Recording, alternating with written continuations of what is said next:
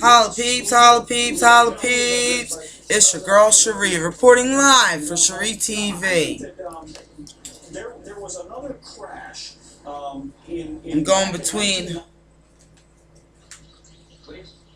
National Lampoon's Vacation and the crash in San Diego. But after all of the depressing news this week, it's time to laugh.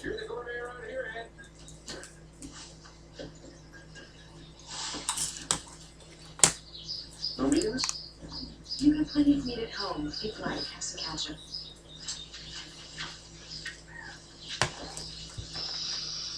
Real tomato ketchup? Oh, nothing but the best. And Edna, don't forget cold. Aunt Edna, she's still alive? Is that your Aunt Edna? I love Aunt Edna. Aunt Edna, after all these years, you're looking so good. Oh, hi, Edna. Nice to see you again. You remember Clark, don't you? They're the ones that sent me the fruitcake for Christmas. It made me so sick. Oh, I'm sorry. We thought you enjoyed fruitcake. You enjoy throwing up every 5 minutes, Claude? I Claude. thought so. Whew. Well, Am I going to eat? Or am I going to starve to death? Catherine, did you tell Clark and Ellen the good news? no, I was just about to. Catherine, what's the good news? You're driving me to Phoenix!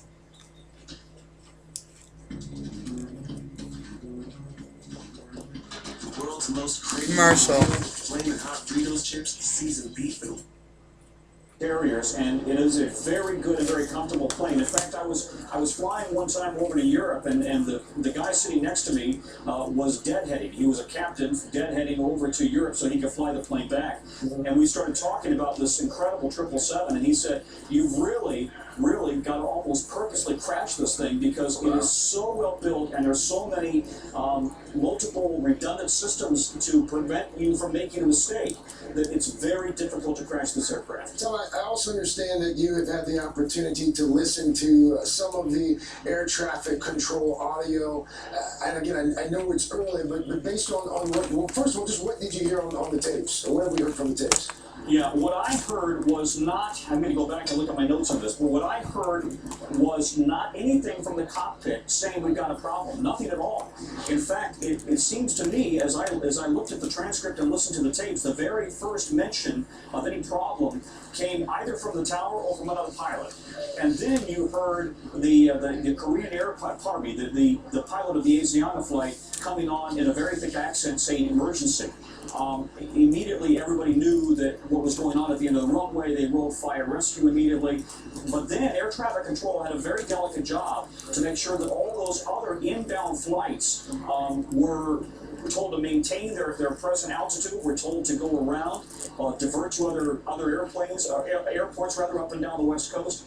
They had a very, very big job to orchestrate an emergency on the field, the biggest emergency you can plan for and train for, and at the same time choreograph all of the incoming traffic and outgoing traffic at SFO. That is a big, big job. And, that's when the air traffic controllers make their money. Greg Feith is back, I understand. And Greg, I want to pick up on something that Tom just said there, the fact that we have not heard yet an emergency call from the pilot. We've got a number of sources telling NBC News that there was no emergency call made by the pilot. And again, I don't want to make too much of this, but these are the facts of this particular juncture. Based on that information, Greg, what does that tell you, based on your years as an NTSB investigator, and how uncommon is that? Well, one of the things, Craig, is the fact that with no call, it doesn't mean that there wasn't a problem, but based on the performance of the crew and what the NTSB is going to be listening for on the cockpit voice recorder, it's apparent that there may not have been a problem, that the crew crew was actually making what they thought was a normal landing until, of course, they landed short. So you wouldn't expect to have any kind of emergency call. Even if they had an engine problem somewhere on final approach, unless it was absolutely short final right before they struck the ground. Had they had an engine problem or other mechanical problems, you got two pilots in there. One pilot's going to be flying the airplane, the other one can get the radio call off saying, we got a problem, roll the equipment, if you will. There was none of that. So the board's going to look at that to see how normal those flight activities were. The big thing here is, what was the crew doing that ended up putting an airplane in a position to what we call undershoot the runway or land short of that runway, given the fact that the weather was good and they were making a visual approach and they have visual cues to get that airplane to the runway. I want to bring. I want to go ahead and bring Tom back in. Tom, I understand you were waiting for Greg to come back. Do you have a specific question for him as well, Tom? Well, I suspect, and Greg, was a former senior investigator with the NTSB, and he and I have known each other for 20-something years. But Greg, I suspect this is one of those cases. They're going to have a pretty good idea within about 24 to 48 hours of what caused this, because they're going to look at the flight data recorder and the cockpit voice recorder. They're going to know very quickly exactly what their approach was, what their altitude was, what their attack level was, and be able to figure this out pretty quickly. You bring up a good point, and that is that those two boxes will give the big story to the NTSB. But the assumption there is that they were both operating. We have had cases in the past where one or both of the cockpit voice recorder and flight data recorder had failed or ceased to operate during critical portions of the flight. So hopefully we've got data all the way down to impact. If we do, then yes, the NTSB, the FAA, and basically us as the general public should have a general idea of what caused this accident early on, even though the board will take 12 to 18 months to really come up with their final findings. You believe it? Greg, I want you to stand by. They don't know why the plane crashed. Captain Bud, we're going to play about 30 or 40 seconds here of the air traffic control, some of the air traffic control traffic after the crash. Let's listen in and then talk about what we might be able to get out of this on the other side. Let's play the tape, guys. Look, babe. We see people that aren't just basically the immediate attention to get their walking around. Roger. Most people are just walking outside the airplane right now. Yeah, a couple of people are just like it's subway. It's right out near the 2-8 right number on the right side of the road. You're reporting as far as the numbers. Look at that plane. The runway, there are people right adjacent to the numbers. We can see about 2 or 3 people that are moving after we survived. Roger. All right, there's again some 30, 40 seconds of sound there from air traffic control. Captain, what did you hear there? I tell you what I was asking, we're thinking of asking the other guys. When you come in on 2-8, sometimes you have planes both landing parallel at the same time, and they'll ask one plane, I love my fan. and I'm just wondering if they were making parallel approaches and they were asking this person, who was flying the 777 for Asiana, if he had the other one in sight, that could be distracting. I was wondering if anybody knew whether they were. We gotta find out what the hell happened with this plane. We just lost Greg, and I don't know if we know the answer to that. I heard about this while I was on the machine at the gym. A number of times, not the Boeing. I was like, what? Sure. What happened? Is it more or less difficult to land there than other airports? Not one bit. Not at all. No, not one bit. The only thing that I was just asking about is that when you come in on these some gigantic rollers, ain't they? A commuter alongside you, and you have to make visual contact with the plane in order for that to be legal to happen. Yeah. Nobody's mentioned that was happening. That's the only reason I could think that somebody could get distracted. I have heartburn. What did I eat? Ago, who saw this thing happen from a nearby red beans and rice. She did say that there was a United plane that was very close to this plane. So we do know that there was another plane in the area. Tom, can you speak more to that? I've got a cure for that. The emergency is earlier. Do tell me what I'm sorry, Craig, I was talking to the producer. What did you ask me? Oh, what's that? It's okay. Do we know whether Acid reflux pill. I got something way better than that. As it was landing? And to be honest with you, Craig, It's I fluffy don't know and that. green. If I could, you know, it's been about 3 hours since I used my prop here, and maybe this is helpful for some people to understand the configuration of the airport there at San Francisco. This is runway 28 left right here. So you're coming in over the water, and here's 28 left. Here's 28 right here. So this is where he was. He was literally on the runway that is closest to the terminal. Terminal's right here, right? So he's coming in, and he hits the embankment, the seawall, right there at 28 left. He doesn't. He landed short. Any distance at all down this runway. He's already It is fucked up looking. Before the runway even starts. See, National Lampoon's Vacation is on. Over here in the field. So this. No, sit, roll over, come on, heel. Oh, we missed the whole visit.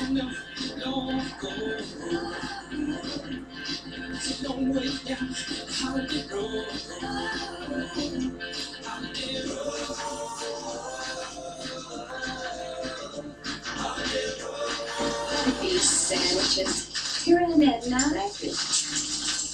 Audrey? Oh, Rusty, stop playing with the dog and come and have some lunch. Stop playing with the dog. The dog's fucking him up.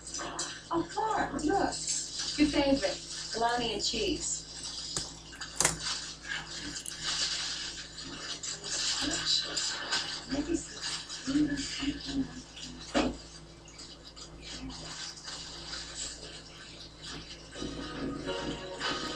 Christy Brinkley. So hot.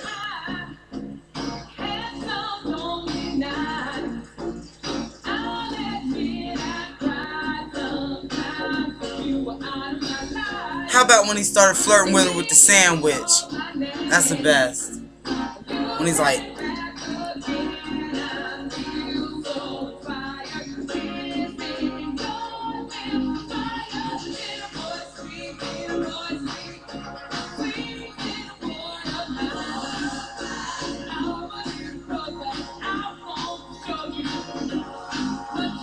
loving the hairdo. Look, look, look. Ah, ah, look at that. Ah, ah.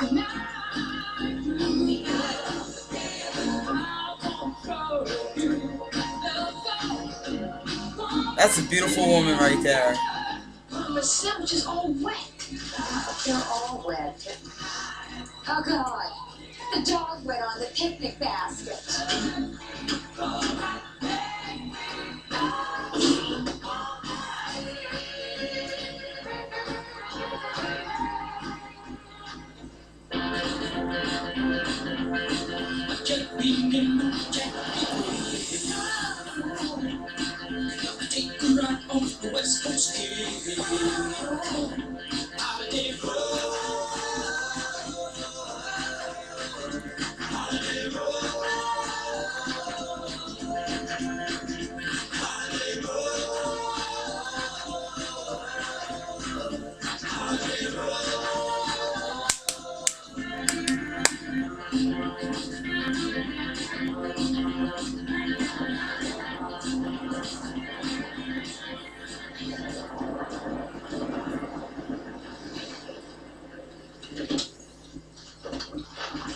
Russ, look. Oh, excellent. They were cool. This is a great movie, but we gotta hear this press conference. It was headed from Seoul, bound for San Francisco. It left around 4:30 yesterday afternoon, Seoul, South Korea time. It was expected to, again, land at about 11:15 when something happened, apparently fairly quickly aboard that aircraft. The pilot, according to sources, the pilot did not make a distress call. We've heard from our meteorologists over at the Weather Channel that weather in the San Francisco Bay Area today was, for, again, all practical intents and purposes, pretty good.